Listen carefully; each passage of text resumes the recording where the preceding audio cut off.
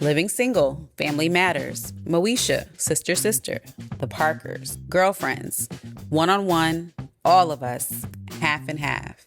For about 10 years, from the mid-90s through 2006, you could turn on network television almost any night of the week and find a Black family, friend group, or teenagers just trying to figure out life.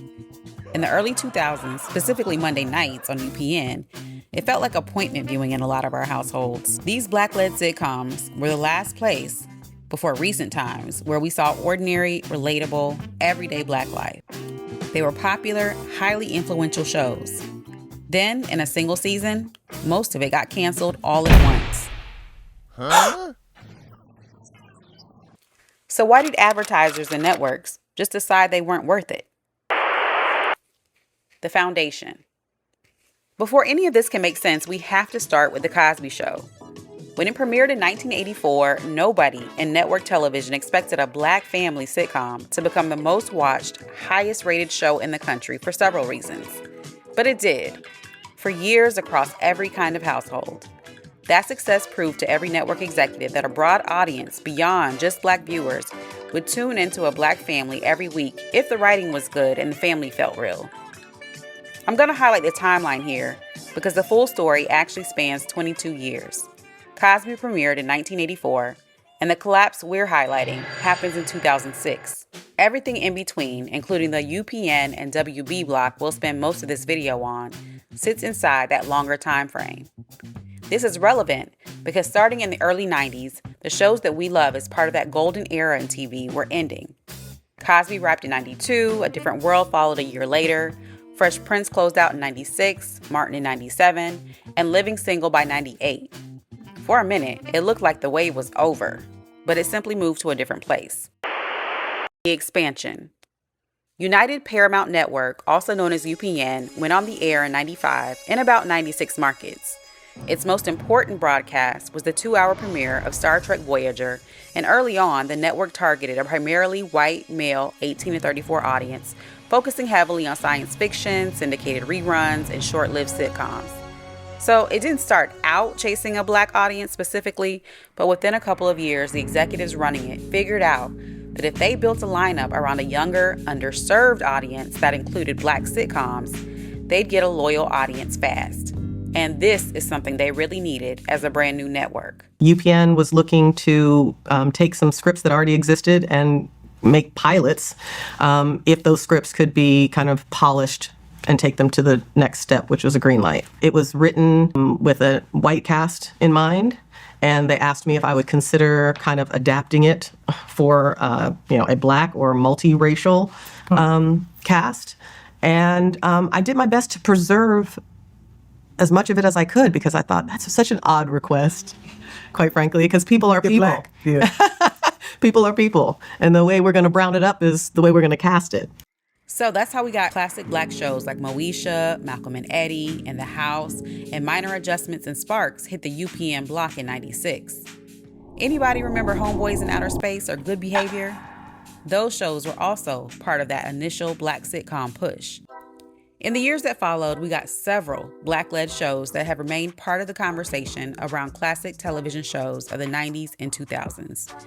We're talking about the Hughleys, Moesha's spinoff The Parkers, Girlfriends, One on One, Half and Half, Eve, All of Us, and Everybody Hates Chris. Simultaneously, UPN was also airing major shows like WWE SmackDown, and a lot of us were also watching America's Next Top Model. The WB was on a similar wave. By some accounts, they had just as many Black sitcoms as UPN did at various points, maybe even more.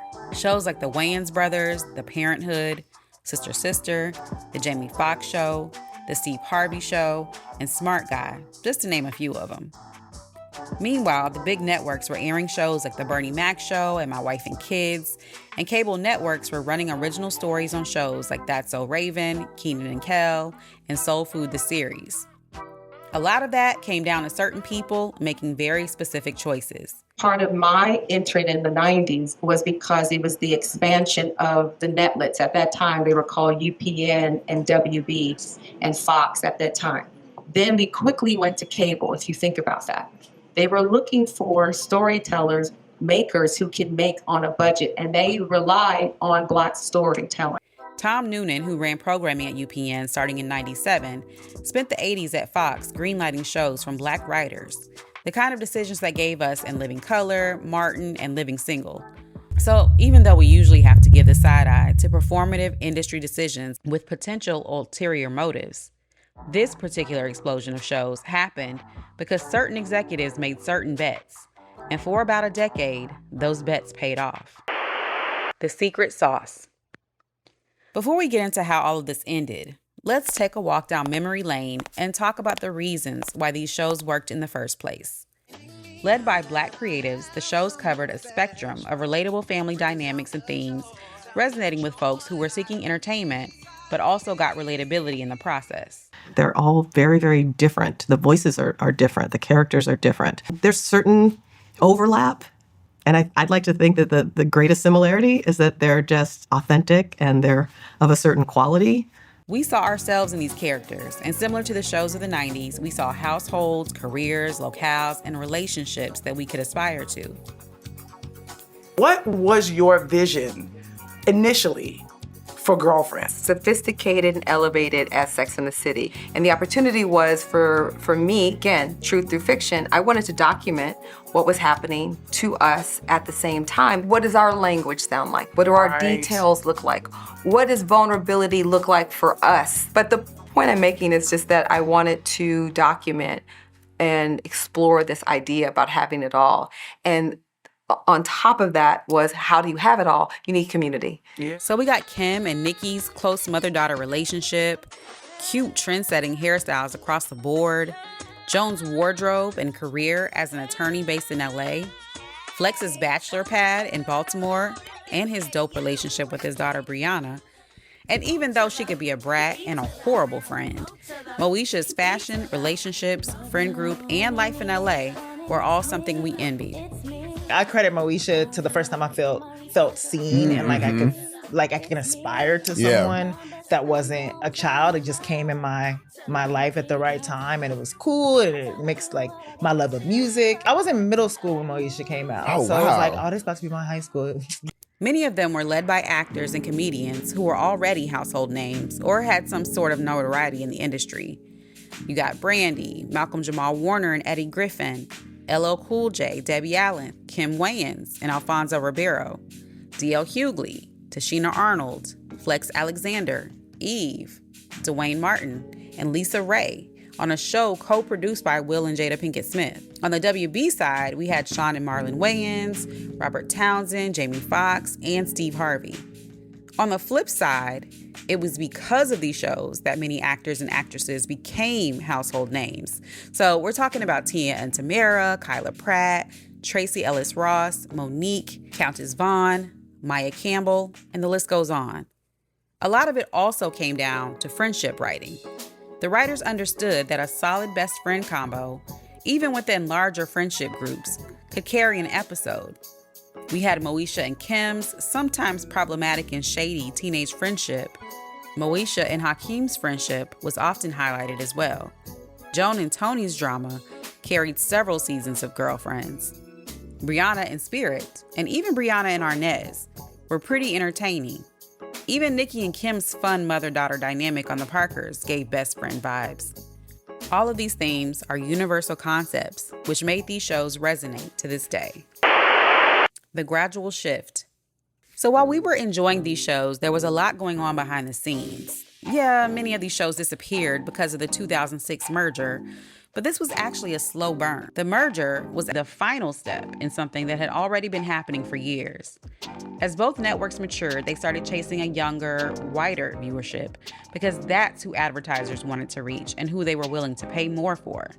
Rachel True, who starred in Half and Half, talked about watching this shift happen in real time. UPN started bringing in shows aimed at a young, white, teenage audience, and the way the network treated these two groups of shows was not equal. Rachel True was also quoted saying, "My show Half and Half was number 2 on the UPN network when they merged and canceled us.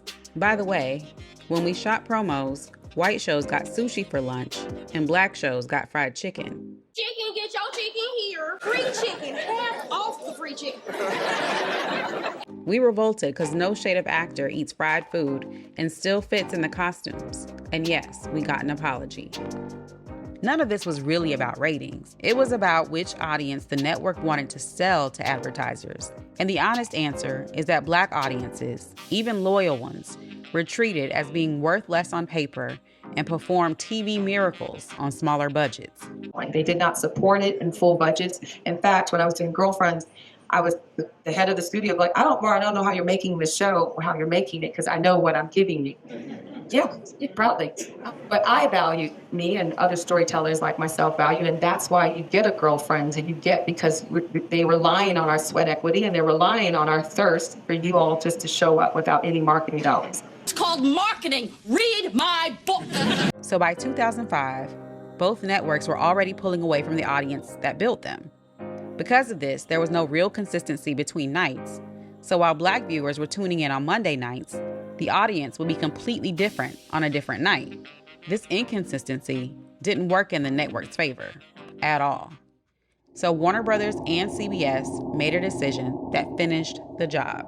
Finish him! The merger.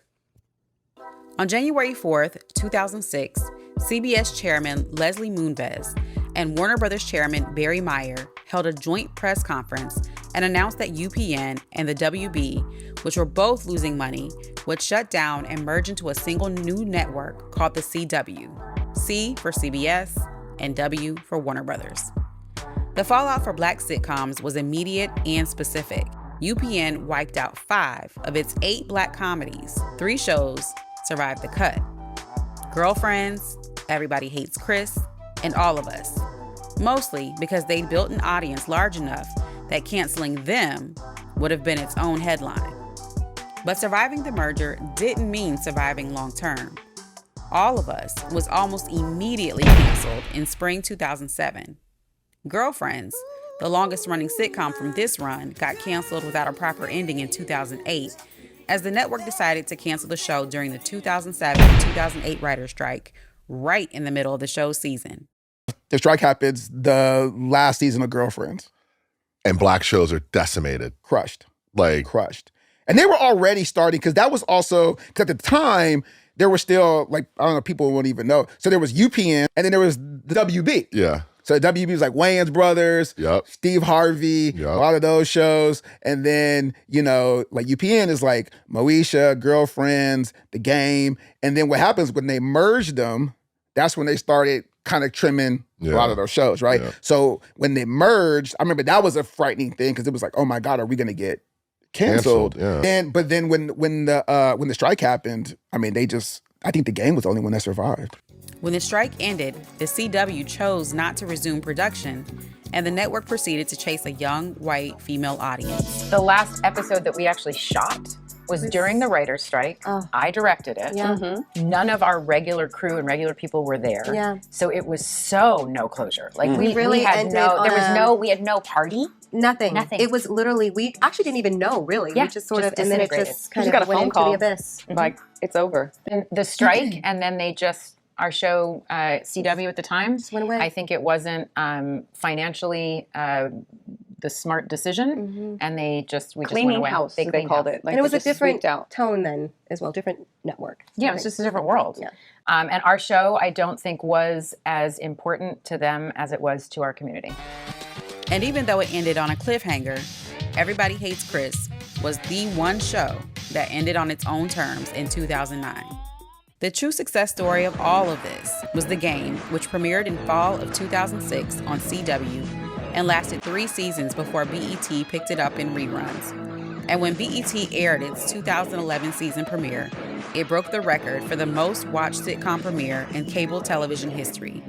So we're not going to act like nobody watched these shows and the ratings were awful. You really tapped into something with culture with that one. I remember because Matthew Cherry did the whole thing, bring it back. Oh, yes, it was a whole, that was major. It was the first time the people really rallied around that we the had show. These sort of public tools to talk about, because and the internet was helpful. Yeah, it was the first time you can democratize something. So the public-facing idea of the audience saying, no, we want this show, we were in that moment too, which was amazing. I mean, to still make history over when we relaunched the show. On BET. On BET. Those numbers, was it 7.7. It shook up the town. Yeah. If you go back at that time, there was not a lot of our images on big screen or the little screen. Right. The amount of opportunities to talk about what was authentic to us and air out, we were blessed to be able to do it. These were shows that a major network and advertisers decided weren't worth the ad dollars, even while people, the loyal audience they wanted, were still watching in huge numbers. One former UPN staffer said it about as bluntly as you can. These shows were profitable. Being Black made them a harder sell to advertisers anyway. That's the whole story, really. A financial decision made twice. First with several shows, then later with all of them. The aftermath. After the merger, the CW moved fully into teen dramas and reality television. Sitcoms with Black leads stopped getting picked up almost entirely, and by 2009, the network wasn't funding any new ones at all. For about a decade, if you wanted this kind of show on network television, it basically didn't exist. Most Black shows were greenlit for cable and streaming services. The game held it down on BET until 2015, and the shows from the UPN WB era and the golden era of the 90s heavily influenced comedy and more dramatic shows like Black-ish, Insecure, House of Pain, Being Mary Jane, and even Abbott Elementary, which were also created and supported by a lot of the same talented writers, showrunners, and actors. Like, we're standing on the shoulders of so many of the shows that came before us, and the decisions and the bravery that each of these showrunners had just to like try to make something different and fresh and new. Streaming is what brought a lot of it back.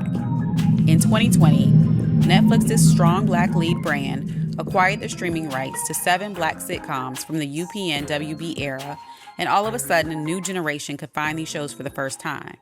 I'm like, do you understand the cultural impact that One-on-One has had? And I didn't understand it while we were shooting it. Right. But I don't think any of us did. Any of us did. And then now, during the pandemic, when it was on Netflix, it gave us a whole rebirth. Yeah. A whole new generation watching the show.